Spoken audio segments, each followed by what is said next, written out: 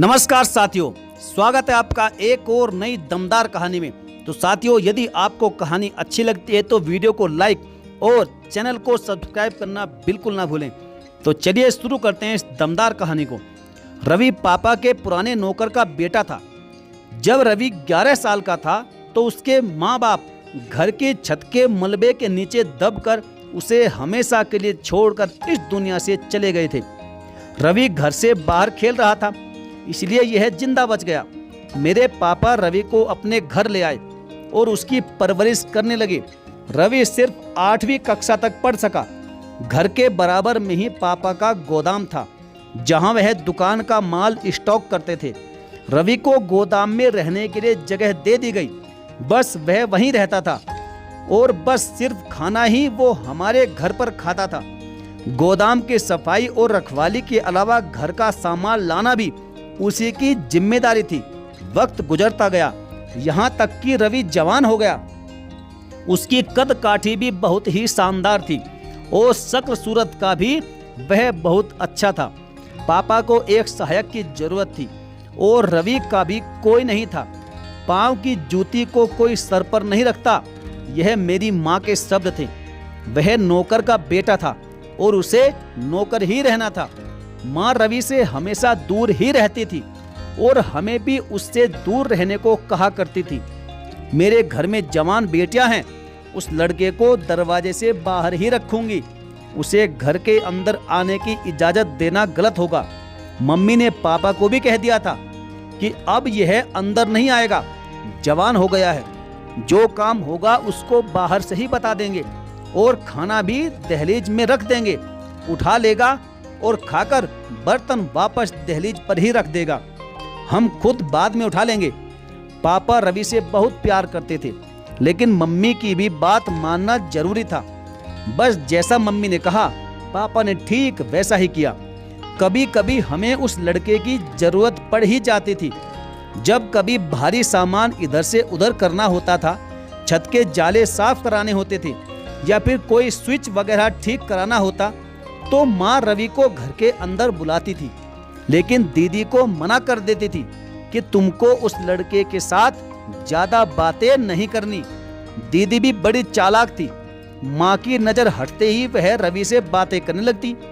वह माँ की बात नहीं मानती थी तो माँ को गुस्सा आ जाता और दीदी को अकेले में समझाती कि गैर लड़कों से ज्यादा बातें नहीं किया करते, तुम उस लड़के से दूर ही रहा करो।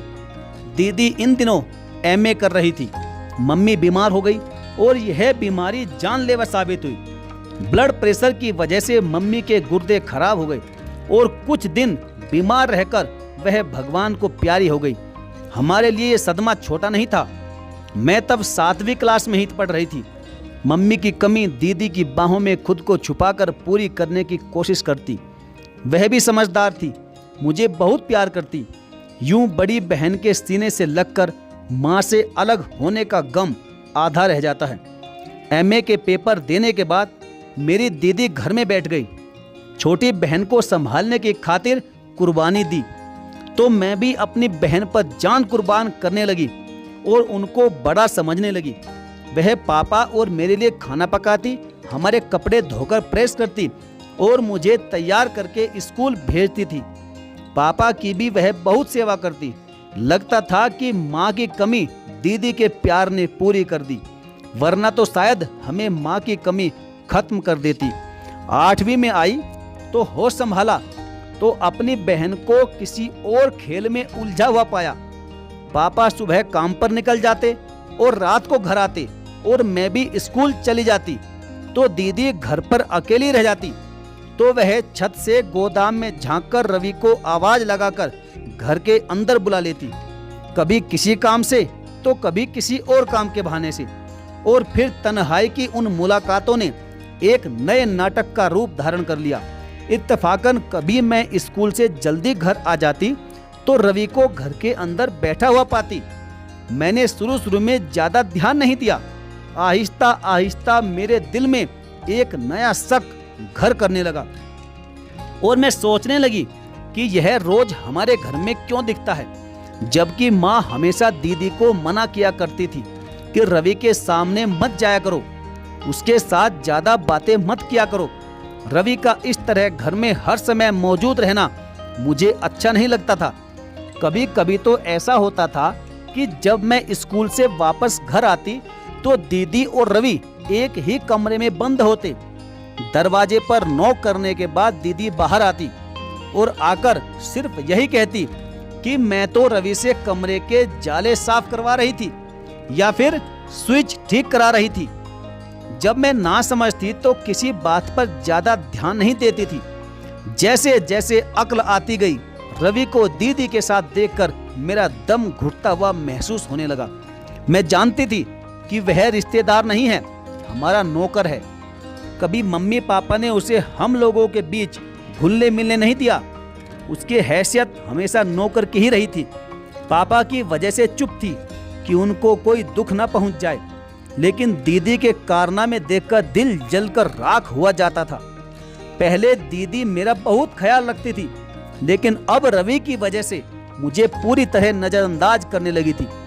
जब वह होता तो उसकी ही सेवा में लगी रहती, उसे अच्छा खाने को देती और मुझे डांटती रहती थी कि ठहर जाओ, भूख से मरी तो नहीं जा रही हो। वह रवि को अच्छा अच्छा खाना खाने को देती और मैं बैठी उसका मुंह ताकती रहती थी। दीदी के इस रवैये ने मुझे उनके खिलाफ कर दिया। जब मैं 9वीं कक्षा में थी, ज्यादा उलझनों में रहने लगी और एक दिन हिम्मत करके दीदी को कह दिया कि दीदी देखो, तुम जो कर रही हो वह सब ठीक नहीं है। बाज आ जाओ अपनी हरकतों से, वरना मैं पापा से सब बता दूंगी। इसलिए तुम इस नौकर को घर में मत बुलाया करो, मत इसे बैठाया करो और घर में बैठाकर उसे खाना भी मत खिलाया करो, वरना यह अपनी औकात से बाहर आ जाएगा और हम सब के लिए एक दिन मुसीबत बन जाएगा। दीदी ने उस दिन मुझे बहुत सुनाई और बोली कि अफसोस है तुम्हारी सोच पर, पढ़ लिख कर भी तुम अनपढ़ रह गई। अमीर गरीब सभी इंसान होते हैं और तुम मुझे यह सब सिखा रही हो। रवि नौकर है तो क्या हुआ, है तो आखिर एक इंसान ही ना। इतना भेदभाव अच्छा नहीं होता। दीदी मैं भेदभाव नहीं कर रही, बल्कि आपको सावधान रहने को कह रही हूँ। पापा की पीठ पीछे तुम क्यों इस लड़के को घर के अंदर बुलाती हो, जबकि मम्मी भी उससे दूर ही रहती थी और उसको घर में भी नहीं घुसने दिया करती थी। अरे अपना नहीं, कम से कम पापा का तो ख्याल कर लो। जब पापा को इस बात का पता चलेगा तो वह तुमसे बहुत नाराज हो जाएंगे और कभी ना कभी तो उनको ये बात पता चल ही जाएगी। दीदी पर मेरी बात का कोई असर नहीं हुआ। मैं तो यूं ही मजबूर थी कि मैं छोटी थी, मुझे और घर वालों को वही संभालती थी। लेकिन अब जबकि मैं अच्छा बुरा समझने लगी थी तो मैं भला कैसे चुप रहती। मैंने उनसे कह दिया, अगर तुम बाज नहीं आई तो पापा को सब कुछ बता दूंगी, फिर तुम्हें वे मारे या घर से निकाल दे। मैं इसकी जिम्मेदार नहीं रहूंगी, क्योंकि अब मुझसे और ज्यादा बर्दाश्त नहीं होगा। जब दीदी ने देखा कि मेरे तेवर बिल्कुल बदल गए हैं तो दीदी आपे से बाहर हो गई और जूता उठाकर मुझे मारने लगी। इसके बाद तो मेरे दिल में जैसे आग सी भड़क उठी। पहले तो मैं उनको सिर्फ डरा रही थी, लेकिन अब मैंने कसम खा ली थी कि जो भी हो जाए पापा से जरूर उनकी शिकायत करूंगी। शाम को पापा जब घर आए तो मेरा मुंह सूजा हुआ था, आंखें मेरी लाल हो रही थी।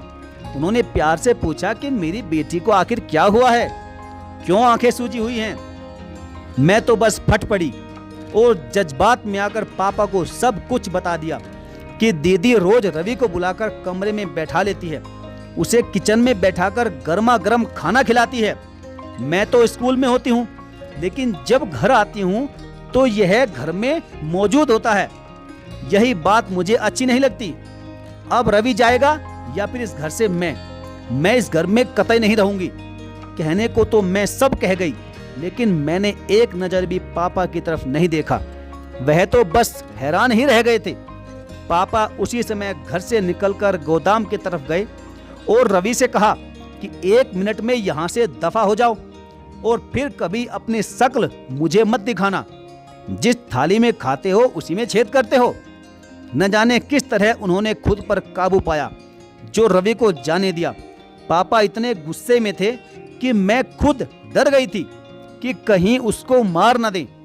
रवि उसी समय यह घर छोड़कर चला गया। भगवान जाने कहाँ गया होगा। अब मैं पछताती हूँ कि जल्दबाजी में पापा को सब बात बताकर दीदी को पापा की नज़रों में गिरा दिया था। जैसी भी थी मुझे तो मोहब्बत दे रही थी, मेरी देखभाल और मेरे सारे काम करती थी। उन्होंने अपनी पढ़ाई मेरी खातिर छोड़ी थी, इतनी कुर्बानी दी ताकि पापा कहीं दूसरी शादी करके सौतेली माँ न लेकर आ जाएं। अब बुरे दिनों ने मुझे घेर लिया था। यह तो पापा का बस नहीं चलता था, वरना दीदी को नहर में धक्का दे देते और दीदी उठते बैठते मुझे कोसती रहती थी कि बहन है या डायन जो मुझसे मेरे पापा की मोहब्बत छीन ली। अरे चुड़ैल, मैं तो हर वक्त तुझ पर कुर्बान हुआ करती थी और तूने मुझे यह सिला दिया। मेरे प्यार का तूने यह बदला लिया कि मुझे पापा की ही नजरों में गिरा दिया। अब मैं तुमसे इस बात का बदला जरूर लूंगी। मैं रवि से सिर्फ बातें ही तो करती थी ना, कभी कोई गलत हरकत करते तो नहीं देखा था ना। फिर इतनी सी बात को बढ़ा चढ़ाकर पापा के कान क्यों भर दिए तूने? मैं भी इंसान हूँ, मैं तो कहीं आती जाती भी नहीं हूँ। हर समय तुम लोगों की सेवा करती रहती हूँ। तन्हाई से ऊब कर रवि से दो बातें करना क्या इतना बड़ा पाप था कि तूने उस बेचारे अनाथ से रहने का ठिकाना भी छीन लिया? अब न जाने वह कहाँ मारा मारा फिरता होगा। तुझे उसकी बहुत बद्दुआ लगेगी और देख लेना तेरा भी इसी तरह से बुरा हाल होगा और तू भी ऐसे ही दर बदर की ठोकरें खाती फिरेगी, क्योंकि उसकी बद्दुआ उम्र भर तेरा पीछा करेगी। यह जुल्म तुझ पर बहुत महंगा पड़ेगा जो तूने उसके साथ किया है। जैसे जैसे वह मुझे कोसती थी तो मैं दिन भर परेशान रहती। रवि तो फिर पलटकर नहीं आया और ना ही उसका कुछ अता पता रहा। मैंने रोते पीटते बीए कर लिया।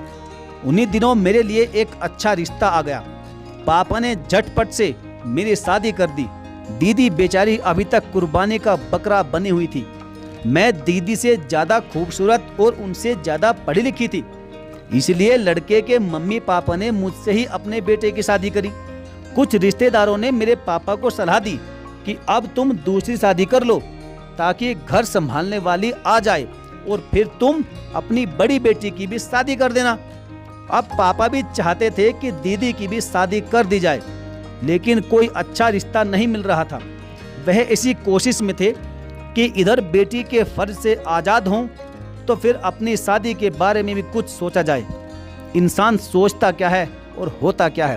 पापा को किसी ने दीदी के लिए रिश्ता बताया और जिस दिन वह लड़का देखने के लिए जा रहे थे तो एक ट्रक से उनकी गाड़ी टकराने की वजह से उनका भयंकर एक्सीडेंट हो गया और उस एक्सीडेंट में पापा मौके पर ही दम तोड़ गए और फिर हमें तकदीर ने एक और बड़ा जख्म दे दिया। मैं तो अपने घर में खुश थी, लेकिन अब बड़ी समस्या मेरी दीदी की थी। मेरे पति बहुत अच्छे इंसान थे, वह मुझे बहुत चाहते थे। जब मैंने उन्हें अपनी बहन की मजबूरी बताई तो वह बोले कि अपनी बहन को यहाँ लेकर आ जाओ और अपने पास रख लो। मैंने कहा कि ऐसा करना सही नहीं होगा, घर को ताला पड़ जाएगा और फिर लोग आपको क्या कहेंगे। बेहतर यही है कि हम ही कुछ दिनों के लिए दीदी के पास जाकर रह लेते हैं, जब तक कि दीदी के लिए कोई अच्छा सा रिश्ता नहीं मिल जाता कि जिसको घर दामाद बनने की शर्त मंजूर हो। मेरे पति ने मेरी बात मान ली और हम अपने घर से पापा के घर चले गए। पापा ने सब कुछ दीदी के नाम पर कर रखा था। खैर, उन्हें खर्चे की तो कोई परेशानी नहीं थी, लेकिन उन्हें किसी का साथ जरूर चाहिए था। दीदी मेरे और मेरे पति के साथ रहने पर खुश थी, क्योंकि अब उनको डर नहीं लगता था और वह बहुत सी परेशानी से बच गई थी। मेरे पति बहुत अच्छे से मेरा और मेरी बहन का ख्याल रख रहे थे। मैं पापा के घर में आकर कुछ बेआराम सी जरूर हुई थी, क्योंकि मेरा अपना घर बहुत बड़ा और उसमें हर फैसिलिटी थी। वहाँ नौकर चाकर भी थे। मेरे पति मुझसे बहुत मोहब्बत करते थे। वाहरे किस्मत, दीदी के लिए अभी तक कोई अच्छा रिश्ता नहीं आया था। मैंने दीदी से जिद की कि अब आप हमारे घर चल कर रहो। हम बहुत दिन तक आपके पास रह लिए। मेरा एक ही मकसद था कि अगर वह मेरे महल जैसे घर में रहेगी तो मेरे पति के स्टेटस के मुताबिक उनके लिए कोई अच्छा रिश्ता जरूर आ जाएगा। दीदी मेरे घर में हमारे साथ रहने लगी। हमारे साथ रहते हुए उनको एहसास हुआ कि मुझे तो दुनिया की दौलत मिल गई है। पति के प्यार का खजाना और हर तरफ का ऐशो आराम। मेरे पति की मोहब्बत मेरे लिए बहुत बड़ी दौलत थी, जिसने मेरे घर को स्वर्ग बना दिया था, जिससे दीदी दिल ही दिल में जलने लगी और मुझसे नफरत करने लगी थी। कार, बंगला, दौलत, जेवर सब कुछ तो मेरे पास था। मैं राजकुमारी की तरह रहती थी। नौकर चाकर मेरे आगे पीछे घूमते रहते थे। ऊपर वाले ने मुझे 2 बेटे भी दे दिए थे, लेकिन मेरी बहन के नसीब के फूल नहीं खिल सके। कई बार रिश्ते की कोशिश हुई, लेकिन बात बनती और फिर टूट जाती। भगवान जाने क्या वजह थी। अब दीदी की शादी की उम्र भी निकली जा रही थी और वही हुआ जिसका आखिर डर था। बहुत कोशिशों के बावजूद भी उनका रिश्ता नहीं हो सका और उनकी शादी की उम्र भी निकल गई। मैं तो खुशी खुशी अपने बच्चों की चहकारियों में गुम थी, लेकिन मुझसे कई साल बड़ी मेरी बहन तन्हाई की आग में झुलस रही थी। मुझे महसूस होने लगा कि जब मैं अपने पति के करीब होती हूँ और हम प्यार मोहब्बत से बातें करते हैं तो दीदी कहीं खो सी जाती है। अब तो अक्सर वो हमें हंसते बोलते देखकर ठंडी सी आहें भरती है और उनके तो चेहरे का रंग ही बदल जाता था। मैं यह भी नोट करने लगी कि जब मैं और मेरे पति कमरे में अकेले बैठे प्यार मोहब्बत की बातें कर रहे होते थे तो दीदी चोरी चोरी हमारे कमरे में झांकती और बार बार हमारे कमरे में चक्कर लगाती थी। तब मुझे दीदी की और ज़्यादा फिक्र होने लगी और मैंने उनको खुश देखने की खातिर अपने पति से कहा कि आप बच्चों और दीदी को लेकर घूमने के लिए ले जाया करो। मैं तीसरी बार प्रेग्नेंट थी, इस वजह से मेरी तबीयत खराब रहती थी और घर से बाहर निकलना मेरे लिए मुश्किल हो रहा था। गर्मियों की छुट्टियां थी। मैंने अपने पति को मजबूर किया कि बच्चों को बाहर पार्क में घुमाकर ले आया करो। मैं नहीं जा सकती, दीदी को लेकर जाओ। उन्होंने कहा कि तुम्हारे बगैर क्या मजा आएगा, लेकिन मैं नहीं मानी। दरअसल मैं दीदी को खुश देखना चाहती थी, क्योंकि उन दिनों वह बहुत बुझी बुझी और उदास रहती थी। बस उसी दिन से मेरी खुशियों ने मुझसे मुंह मोड़ लिया और मेरी बर्बादी के दिन शुरू हो गए। और फिर वापसी पर मेरी बहन का मूड और मिजाज सब कुछ बदला बदला था और आज मेरे पति की नजरें भी बदली बदली सी लग रही थी। वजह मेरी समझ में नहीं आ रही थी, क्योंकि मैं तो इस रिश्ते को सबसे पवित्र समझती थी जो मेरी बहन और मेरे पति के बीच में था। इतना प्यार करने वाला पति जिस पर एक पत्नी पूरा पूरा भरोसा करती थी, जबकि दीदी ने तो मुझे बहुत प्यार दिया था। माँ के गुजर जाने के बाद उनकी याद को इसी बहन की मोहब्बत ने पूरा किया था। लेकिन आज यह क्या कि दोनों ही मुझसे निगाहें मिलाते हुए शर्मा रहे थे। मैं हैरान और खामोश थी। मैंने धैर्य से काम लिया और खुद को समझाया कि सगी बहन पर शक करना सही नहीं था। मैं फिर रोज की तरह काम में लग गई, लेकिन दीदी के रंग ढंग और साजो श्रृंगार से दिल को अजीब सा धक्का लगा। न जाने क्यों दीदी को बेसुकूनी खा रही थी। तीसरे बच्चे की पैदाइश के दिन मैं अस्पताल में थी। जब घर लौटी तो यह घर मेरा नहीं रहा था। मेरे पति ने मुझसे माफी मांगी और कहा कि इसमें तुम्हारी बहन का ही कसूर है। तुम्हारी बहन खुद ही मेरे करीब आई थी। मैंने तो कभी ऐसा सोचा भी नहीं था, लेकिन अब जो हो चुका है उसको बताए बगैर मेरा बोझ हल्का नहीं होगा, बल्कि यह और बढ़ता ही जाएगा। अब अपनी बहन से ही पूछ लो जो पूछना है। उन्होंने जो कहा मैं सुनकर सन्नाटे में रह गई। यह कहकर मेरे पति वहां से चले गए और फिर मैंने झपटकर दीदी का गला पकड़ लिया और बोली, क्यों किया तुमने मेरे साथ ऐसा? तुम्हें बदला लेने का यही रास्ता मिला? और फिर मेरी बहन भी मुझ पर भड़क गई और बोली, बहुत दर्द हो रहा है ना अपने पति से अलग होने का? अरे तुमने तो मुझे डबल डबल दर्द दिया था। एक तो मुझे रवि से अलग कर दिया और दूसरा मुझे पापा की नजरों में ही गिरा दिया। बस अब मैं क्या करती? गलती तो आखिर मेरी ही थी। मैं जितना भी मातम करती कम था। कभी बहन की तरफ देखती थी तो कभी अपने बच्चों की तरफ। दुख तो यह था कि दीदी को अपने इस गंदे काम पर कोई दुख या कोई शर्मिंदगी बिल्कुल भी नहीं थी। दिल से बस दीदी की तरह बद्दुआएं ही निकल रही थी। मुझे मेरे वही दिन याद आने लगे जब दीदी रवि के लिए तड़पती थी। मैं यह सोचकर रो रही थी कि आखिर दीदी ने अपना बदला ले ही लिया। लेकिन अब मैंने सोच लिया कि अब मैं इस घर में नहीं रहूंगी। अब मेरे अपने पति से कोई नाता नहीं रहा था, क्योंकि अब हमारा तलाक हो चुका था। मुझे उनका घर छोड़ना ही पड़ा और मैं अपने पापा के घर आ गई, जहां सालों से ताला पड़ा हुआ था। और दीदी ने शादी करके मेरा घर संभाल लिया, मेरी जन्नत की हकदार बन गई। उन्हें मेरे लुटने का जरा भी मलाल नहीं था और ना ही मेरे बच्चों पर उनको तरस आ रहा था। मैं दिन रात यही सोच सोच कर हैरान होती रहती हूँ कि इतने करीबी रिश्तों का भी कोई भरोसा नहीं होता। आखिर दीदी ने मेरी हंसती खेलती जिंदगी को बर्बाद करके अपना पुराना बदला ले ही लिया और अपनी जिंदगी आबाद कर ली। मैं क्या करती, गलती तो मेरी ही थी। अब मुझे मेरी गलती की सजा मिल रही है। ना तो मैं अपने दीदी को अपने घर लेकर आती और ना ही उन्हें अपने पति के साथ बाहर घूमने भेजती। खैर, किस्मत में जो लिखा होता है वही हमारे साथ होता है। मैंने अपनी किस्मत अपने ही हाथों से बिगाड़ी थी। इसलिए किसी ने सच ही कहा है कि जरूरत से ज्यादा विश्वास और भरोसा अपने किसी सगे संबंधी पर भी नहीं करना चाहिए। क्या पता कब हमें उसी से धोखा मिल जाए। साथियों, आपकी इस बारे में क्या राय है और आपको यह कहानी कैसी लगी, आप हमें कमेंट करके जरूर बताएं। और हाँ, यदि आपने अभी तक हमारे इस चैनल को सब्सक्राइब नहीं किया है तो सब्सक्राइब करके बेल आइकन को जरूर प्रेस कर लीजिएगा।